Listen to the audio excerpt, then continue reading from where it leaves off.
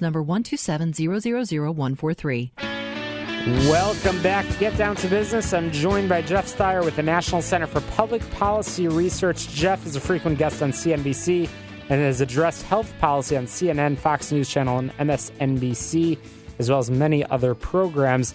Jeff, there's a recent, first of all, welcome to the program. There's a study that the EPA has been working on about fracking's impact on water safety, and the results of that study are pretty interesting, at the very least, to perhaps to many Democrats that might be looking to discredit. Jeff, did the results surprise you?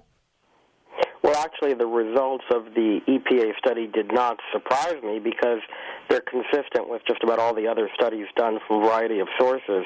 The irony here is that this study, which, as you correctly point out, is raising the ire of some Democrats, in particular 50 members of Congress who are writing a letter to complain about it, they're complaining about the Obama administration's own EPA, its own risk-averse EPA, suggesting that this study, which gives a clean bill of health to fracking, is somehow tilted in favor of industry. That's the first time I've heard that.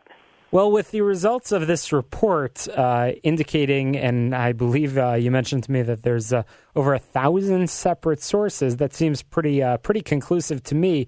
You would think that now the green activists, perhaps Al Gore, can now get out there and say fracking is now completely safe. Let's support it. Let's support the jobs that will be created. Jeff, what do you think what do you think the outcome of this will be? What are those congressional Democrats going to do?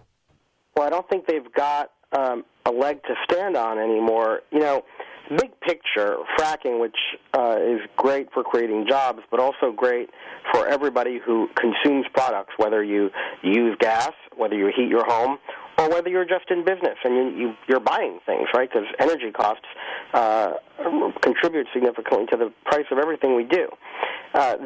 The activists who have opposed fracking have used water safety issues to try to kind of expand their supporters, but really what they're against is extracting energy from the earth. So what they did, they realized that they weren't going to win that argument, hey, we should just not extract energy from the earth, we should have wind energy and solar energy and maybe biofuels, and that's it. So what they did was they expanded their argument to say, hey, it's really affecting the water, and we all want clean water. But the science has been consistent that, and this is what the EPA study is concluding, that fracking does not have a widespread systemic impact on water. So they've got really nowhere to turn politically other than maybe finally being honest with us and saying, well, we weren't really worried about the water. We just don't want to extract energy from the earth. Well, Jeff, let's talk a little bit about fracking and the impact. We talk every week on this program about business and jobs, and I know that fracking ultimately will have a positive impact on jobs. The industry can boost the economy. But let's talk about some of those numbers and the timeline that this might happen in. Obviously, we'll talk in a moment about the incoming administration and the moves that they might make in support or perhaps the opposite of fracking. But what will fracking do to our economy? Well, fracking has already done something not only to our economy but to national security. It has improved our economy. It has made the U.S. a leading energy producer in the world. We are less reliant on foreign energy. If fracking is able to continue, and I believe it will, especially based on this report, and as you suspect, headwinds from the future administration, not only will it create jobs in fracking and in industries that support fracking, it will also be good for business people who need energy at a lower cost. Domestically supplied energy is certainly lower cost when it comes to fracking, especially given OPEC's announcement that they're going to cut production if they keep to that. But significantly, this helps families, everybody who consumes things.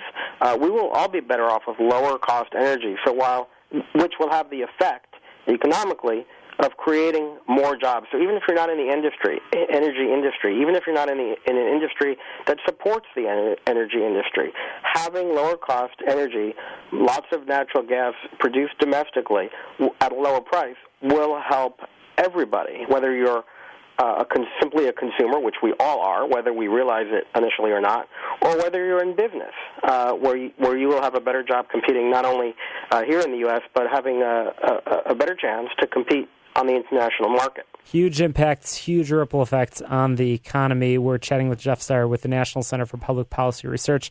Jeff, we're quickly running out of time, but I got time for one more question, and I'm curious. We're likely our listeners are likely seeing the reports out in the media about President-elect Trump's pick to head the EPA, and they're hearing about his lawsuits that he's involved in as the Attorney General of Oklahoma in trying to, basically fight against the EPA.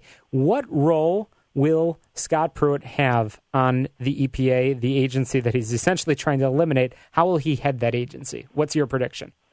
Well, first of all, I think it's a fantastic pick. Pruitt has been a fantastic opponent of the problems that are at EPA. He has challenged in court some of the regulatory overreach at the EPA. So this is an agency, I would say more than any other regulatory agency in this administration, that has practiced overreach, regulatory overreach at every turn.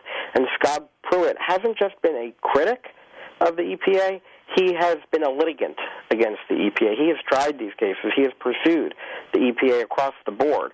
So this is an agency that needs such reform from the inside out. Actually, in a recent piece with Dr. Henry Miller, who's a former deputy FDA commissioner, he and I recommend that the Trump administration actually consider shutting down the EPA. And that's not to say that we shouldn't have any EPA or environmental regulations, but those rules well, can Jeff, be handled. we are out of time. I want to make sure our listeners can find you. You've got some fantastic information, a wealth of knowledge, jeffstier.org. JEFFSTIER.org. We'll have you right back coming up on a future program.